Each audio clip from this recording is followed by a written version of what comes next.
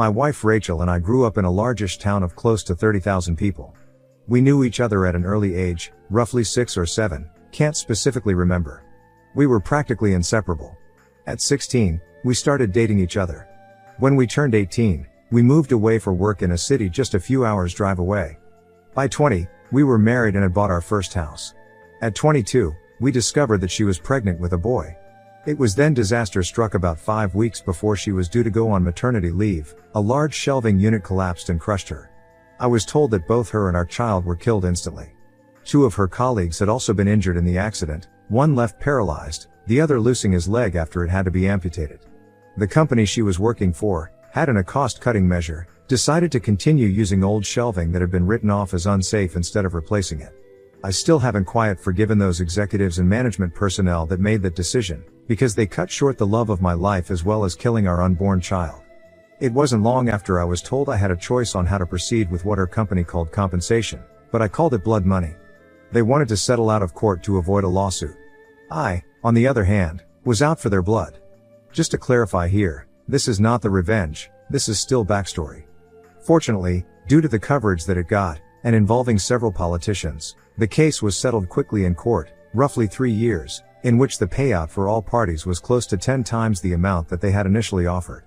A lot of fines were given to them for breaches on work, health and safety, executives were sacked, others were jailed, etc. A story for another time maybe, when I feel comfortable sharing. In this time, I was still working my job in telecommunications. My mother, bless her soul, had moved in while all this was happening to help me. I think I would have fallen apart if she hadn't been as involved as she was. It was around this time, I was offered a promotion, but it involved a lot of travel around the state. I made a request to have an office in my hometown's branch, as I wanted to not only take care of businesses in the state, but in my hometown also, as there was no business representative located there, to which they agreed. After a few months, we settled into a routine of 1 to 2 weeks in the city office, 1 week in my hometown and 1 to 2 weeks visiting the rest of the state. After a year, I decided to buy a house in my hometown, so I wasn't having to stay at my parents' place every week or so, that I was home and that I could come and go as I pleased. This is important for later in the story. It is about 4 years later that our story begins. Sorry if the backstory was a bit long. I had just returned from one of my trips on Friday, and was checking in some stuff at my office when Harry, the branch's managing director, walked in. We had grown up together also, but had gone to different schools, but since coming back had developed a very close friendship. He asked how things were, and then asked me if I wanted to come to a house party that he was having that evening. Short notice and all, but I said yes. I felt like a few drinks with friends were in order. It was there that Harry introduced me to Catherine. She was a new hire at the branch where my hometown's office was located and was getting to know everyone, being new in town. We hit it off immediately. As much of a cliche as it sounds, it was almost as if Rachel was in front of me, instead of Catherine. I won't bore you too much with the details, but after 2 years of dating, we decided to take the next step and she moved into my hometown's house. Everything up to this point had been going really well. Catherine and my parents got along, and Rachel's parents also approved and were happy that someone could make me just as happy as Rachel had done. All was going well for close to a year when things began to change. Skype sessions were cut short suddenly. Neighbors would tell me about how a car, described to me like it was Harry's, was always seen parked in the back alley near my house whenever I was away. Some clothes that weren't mine were in my wardrobe. All signs pointed to her cheating, but she said that nothing was happening. She said that Harry would come over occasionally to discuss business, etc., but never stayed the night.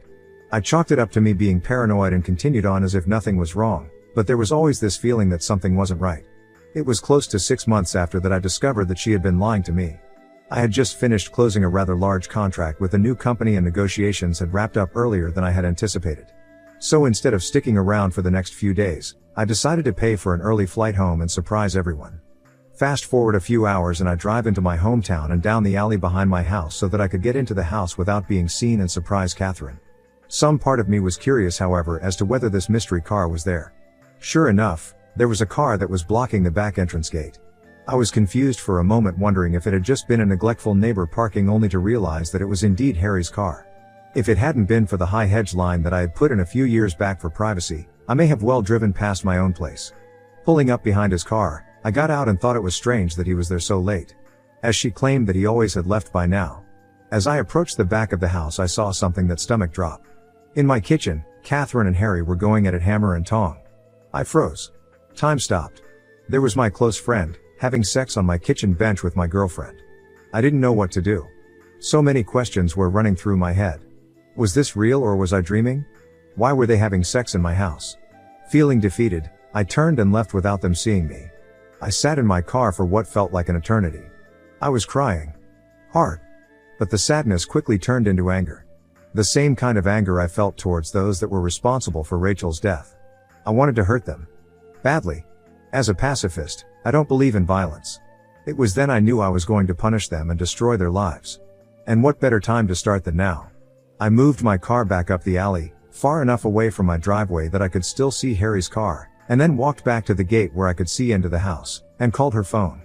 They were still going for it when it rang. They both looked at the caller ID and did a double take when my name came up. I could see that she was considering answering it and they let it ring out. After a few moments they were back into it again and I dialed once again. This time she did answered. As she was answering I hung up and made my way back to my car. As soon as I did, she called me back. She asked why I was calling as late as I was, and I told her that I was about 10 minutes from home and didn't want to scare her coming in. She, obviously, was shocked and acted happy that I was coming, and the call ended very quickly after she said she was going to get up and get changed into something. I said bye and hung up. A few moments later, Harry came peeling through the gate and still half naked, jumped into his car, took off like a bat out of hell. I smiled a little, knowing the fear that both of them would be feeling from being so close to being caught. I waited a few moments before turning my car into the same place Harry had been moments earlier. The night was fairly uneventful afterwards, and it wasn't until after she was asleep that I got up and went to my office down the hall. I couldn't sleep. I needed to plan. And plan I did. The revenge my mother always taught me to be a pacifist and to allow cosmic karma to take its course. But on this occasion, I decided that karma could use a helping hand. I decided to punish them separately but destroy both of them. I knew that Harry had a drug habit. Nothing major, but he kept it very private. I only knew about it accidentally after seeing some coke and we'd left out in his place but pretended I hadn't seen it when he had made attempts to cover it up. I began calling some of my more unsavory clientele and made a few discreet inquiries into obtaining some samples that they were willing to part with. A few days later, I had a decent enough stash for my plan to work. About a month later, I had friends, including Harry, around for a barbecue night. After making sure that I sufficiently liquored up Harry, I told him to stay the night and sleep it off. In the early hours of that morning, I took the drugs, and an assortment of my personal belongings, and placed them at various places around his car, with the biggest stash in his tire well. Confident that he wouldn't find them over the few months as the rest of my plan took effect, I locked the car up and went inside to sleep. I also placed some more drugs and personal items in his house after driving him home because he was still too drunk to drive. A few days later, I staged a break-in, by smashing the back pane of my back door into my kitchen and leaving it open before heading back to the city for a flight. I had several messages the moment I landed. One from my clearly panicked mom, who had found the back door smashed open and had called the police, one from Catherine in tears, and one from the local police asking me to call. After returning all the calls, I informed the police I was away on business, and that I would be back the following week to talk with them. While away, I got Catherine to stay with my parents until after I got back, and asked my dad to organize one of the local security companies to install cameras and an alarm system after getting the go-ahead from the police as to not ruin the scene of the crime. After getting home, I did the usual "my God, I can't believe this has happened and why would anyone do this?" routine. After doing a thorough check of everywhere, finding that the items I had taken were missing and filing a police report, I had the security company's rep talk Catherine and I through how the cameras and alarm system worked. Then came the question I had been waiting for. The question of what happens if we are doing some business and don't want it recorded. She acted a bit shy asking this question. But I knew exactly the reason she was asking. He assured us that this was a question he got asked a lot, and we were shown on the home computer, if we wanted to be doing things without it being recorded, how to stop the recording for certain cameras, so that we could protect her modesty. As I was walking him out, I asked him if cameras were turned off, could a notification be sent out, just as a security precaution. He came back in and helped me through how to set up email notifications and left shortly after. Fantastic. All I had to do was wait. At this stage, I approached for some help in relation to couples law in my country. I needed to make sure that my upcoming plan could legally be done and that I would not be forced to pay out any money or equity to Catherine, as I didn't know if we were classified as a de facto couple or not. Being the sole benefactor of Rachel's estate, I didn't want to be left with any nasty surprises where Catherine could take any of the estate away from me. Shout out to those guys and gals there as they helped me get in contact with a great lawyer who assured me, due to the fact that although we had been dating for close to 4 years, we had not been living together long enough to be classified as de facto, and because I was paying all the utilities on the property that she was living in and didn't pay rent, showed that she had no legal standing to make a financial claim against me. Just to be sure though, he drew up what I felt was a pretty ironclad document just in case there was any legal trouble. The following week, my work had approached me, and offered me a promotion to move back to the city and run the team that I was a part of, meaning I wouldn't need to travel as often and be in the one location, and due to the success of being located in my hometown, that they were considering having 3 to 5 representatives spend 1 to 2 weeks in the larger surrounding towns including my hometown as a part of my team. I said yes, and began the process of beginning my transfer, which would take about 6 weeks. Perfect. More than enough time to gather all my evidence. Upon getting back to my hometown the following week, I began to start in motion the rest of my plan. I asked Harry to approve 1 week's worth of vacation for Catherine for 2 weeks' time. I wanted to send her and a friend or two away on a retreat before I made the biggest decision of my life for a second time. He jumped up and gave me a huge hug, congratulating me on being prepared to take the leap again. I hugged him back tight, but not the way I think he imagined it at the time. He agreed and blocked out the week for me. I asked him not to say anything to anyone, as I wanted to make it as big a surprise as I could. I knew that it would spread like wildfire around the office regardless, but that was my plan. That night, I told Catherine that I had booked her and 2 friends to go to a tropical spa resort, all expenses paid for a week. No questions asked, pick 2 friends, and come back to the biggest surprise of her life. She screamed like a kid who had just been told that all the candy in the shop was hers to have. I then told her that the following week, I was going to spend it in the city, preparing for a large client who was one of my biggest accounts, and needed some people in my team to help before flying out the following week, and I wouldn't be home until the Monday that she was leaving, so I wouldn't be able to see her, which seemed to disappoint her, but I told her it would be worth it when she returned. What I failed to tell her was that I had decided to take 2 weeks vacation on the other side of the country, mentally preparing myself for the shitstorm that was about to erupt the moment she stepped foot on the plane, as well as enjoying my first stage of freedom. On Sunday 2 weeks later, I flew back and began driving home. Once getting there, I'd done a quick pass by my house, and sure enough, Harry's car was there. Like the first night I had caught them, I parked a little ways back, and checked the cameras. Asleep, in my bed. No surprise honestly, as I had recorded them constantly do this over the 2 weeks I had been away. I then made my first call to the police, blocking my caller ID. I told them that I was one of my neighbors and saw someone hanging around in their car in the alley behind my house and occasionally passing something through windows to passing cars while also looking into my yard, and I was concerned that they were dealing drugs and are going to break into someone's property. I gave them his license plate and description. They said they would have someone there in a few minutes, so I thanked them and hung up. I then called Catherine and told her I was about 10 minutes from home, and that I knew she was flying out tomorrow, but desperately wanted to surprise her. Looking back at the footage now, I laugh at the commotion that I am surprised I didn't hear. In a few short seconds, Harry was half dressed and flying out the back door to his car. At that point, I couldn't have asked for a more perfect scene. As Harry was peeling away, one of the police cars rounded the corner behind me, saw Harry driving away fast, and gave chase. After pulling in, greeting an excited Catherine, and doing all the couple things, she fell asleep again. I, on the other hand, couldn't sleep a wink. The next day, her and her friends were bundled into a car. After they drove away, I had to wait a few hours, but I began to execute my plan. I called my friend who was a removalist, and apologized for the late notice but needed my place packed and moved on Friday. After agreeing on a time, I told him that he would need to take certain boxes to a storage facility, which he said wasn't an issue.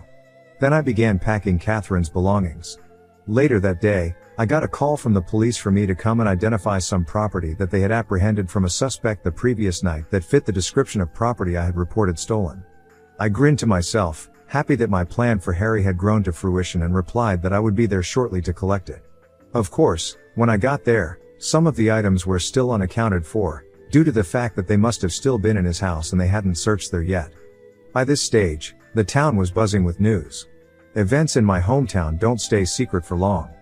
Harry was disgraced and promptly fired for his possession of drugs and stolen property, and our respected bosses on behalf of the company had extended a formal apology towards me during the week. That night I went to my parents' house and told both mine and Rachel's parents what had happened, omitting certain details, and that I was moving back to the city after being promoted, but Catherine wouldn't be a part of it. They were pretty upset initially that I hadn't let them know what was going on, but were happy that I was handling everything maturely and hadn't sunk to their level, thought they didn't agree with ghosting Catherine. But after some drinks, laughs and tears, I went home. On Friday afternoon, after a busy week of organizing cleaners for the following week, the real estate to put my house on the rental market, and various other tasks at my hometown's office, I packed some things into my car, and drove to my parents' place and said goodbye before the drive. Before leaving, I went to Becky's house. Becky had been one of Rachel's closest friends growing up. She was the only other person who knew what was happening, minus the details about Harry. Without her help, I wouldn't have been able to organize everything as quickly as I had. I gave Becky a large manila folder with my gathered evidence of her cheating, as well as the letter and a few other legal documents from my attorney stating that she was ordered not to contact me, and the details of how to access her belongings located at the storage unit I had rented out. After a quick goodbye, I left and drove back to the city. On Sunday, I woke up to several missed calls, voice messages and text messages. Turns out, Catherine had come home early after being alerted to something being afoot in town, only to find an empty house and a for rent sign out the front. Freaking out, she had gone to my parents, who closed the door on her the moment that they answered, forcing her to call everyone until she managed to somehow be contacted by Becky and told that she had a package for her. I was told that she didn't take too well to that, as I fully well knew at that point from the numerous angry texts and voice messages from her accusing me of setting up Harry, of being deceitful, etc. I was worried that she might show up at my front door, but nothing ever happened. 5 weeks later after leaving and been promoted, I write this out for you, dear reader. Granted it's long, and it took a few rewrites to shorten it down from my initial 14 pages, double what this story is now, but I feel that most of what I said was important enough for the story. Edit 1. Obligatory thank you and holy cow this blew up. Thanks for gilding this account even though it is a throwaway account that I have no intention of using in the future. I am still at work at the moment and will after I finish answer as many questions as I can, and provide any other updates that come my way. Edit 2. So I'm home now, and with the number of questions that are here, as well as other comments and messages I have received, I decided to take the time to answer questions and provide some clarity here, save responding to everyone. So one of the questions I keep getting asked is what happened to Harry, why I was so hard coming down on him and why I would incriminate myself, especially on the internet. After making some inquiries back home to some friends, the short answer is, Harry is looking at a few months in prison as it's his first offense but could be out sooner, and I felt that it was necessary to the story. No one other than myself knew what I had planned to do with Harry, which is why I omitted quite a few crucial details that had the potential to truly identify me, as well as change up some of the descriptive language about locations to potentially put this story anywhere in the world. Just for clarification, there was already more than enough evidence in his own home. I just provided the means for the police to further investigate his activity in his home. That being said, I don't regret doing what I did to him, as he knew both Rachel and I growing up, and knew how hard it was for me to pick up my life after she died. For those also asking if I am worried about Harry finding out and pointing the authorities in my direction, I know that he doesn't use Reddit. I know Catherine has an account, but I haven't seen any recent activity to state that she has been on in some time.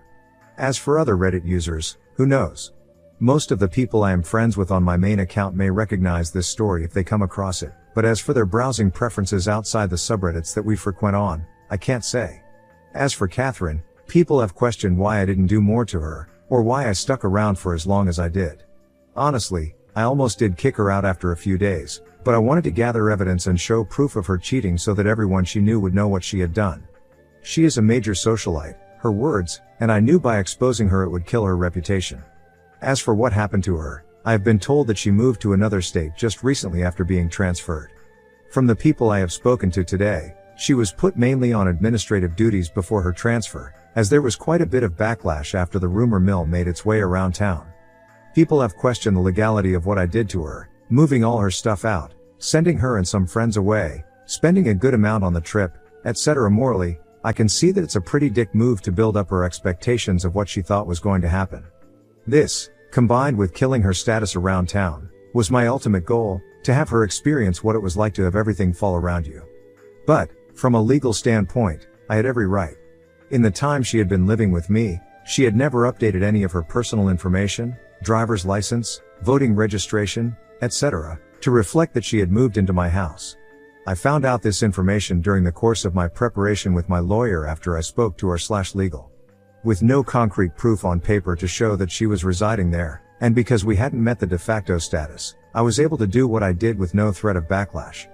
Finally, for those of you saying how my story is fake, that I am a karma whore, a sociopath, in this day and age, who doesn't have some sociopathic tendencies, and pointing to my malicious compliance story also as proof, I will be honest and let you know that I will not try to change your minds on this. Everyone is entitled to their opinions on stories shared all over Reddit and opinions on those who share them. The story on the other subreddit, however, was to build karma, as my original post required to me build up enough before they would allow me to post, as they thought that I might have been a bot. That story, which I only edited in the basics of the conversation because I can't remember all of it, did in fact take place and made national news coverage shortly after. If I ever find the article, I will link it, as it was or was at the time close to one of the largest roaming bills our company had ever passed on to a customer.